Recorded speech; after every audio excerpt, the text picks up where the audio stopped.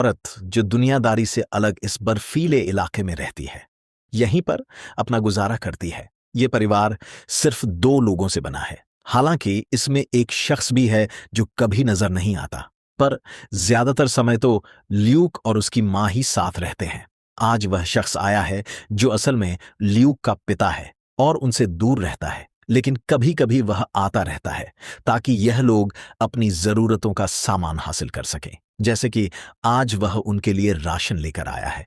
इसे देखकर ल्यूक बहुत खुश होता है, क्योंकि उसे कई दिनों बाद कुछ अच्छा खाने का मन था।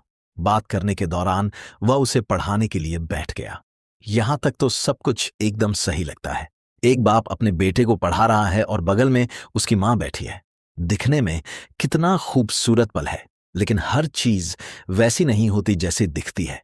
ल्यूक का पिता उसकी गलती की सजा उसे नहीं, बल्कि उसकी मां को देता है।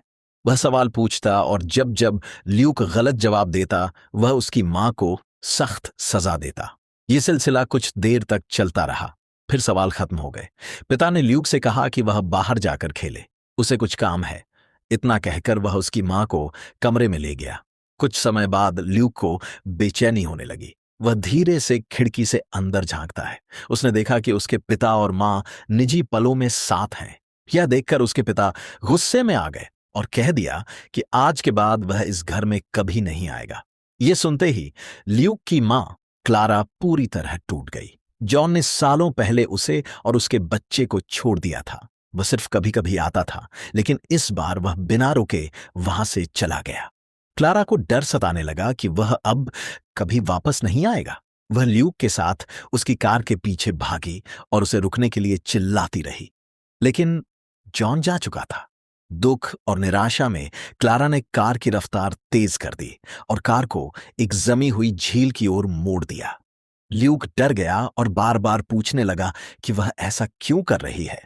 जब कार झील के बीच पहुंच गई, ल्यूक ने तुरंत हैंड ब्रेक लगा दिया और बाहर निकल आया।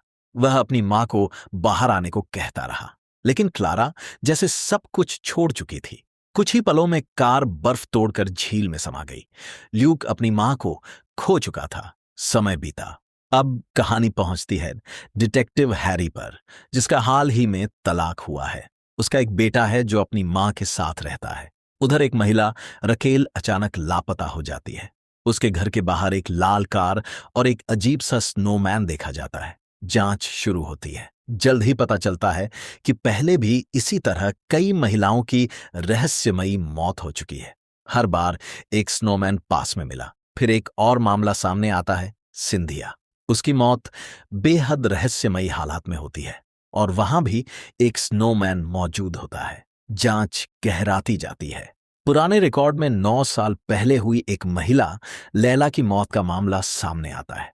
उसी केस की जांच कर रहे डिटेक्टिव राफ्ट की भी संदिग्ध परिस्थितियों में मौत हो गई थी। धीरे धीरे कड़ियां जुड़ती हैं। सच्चाई सामने आती है कि इन सब के पीछे एक शख्स है जो बचपन के गहरे सदमे से टूटा हुआ है।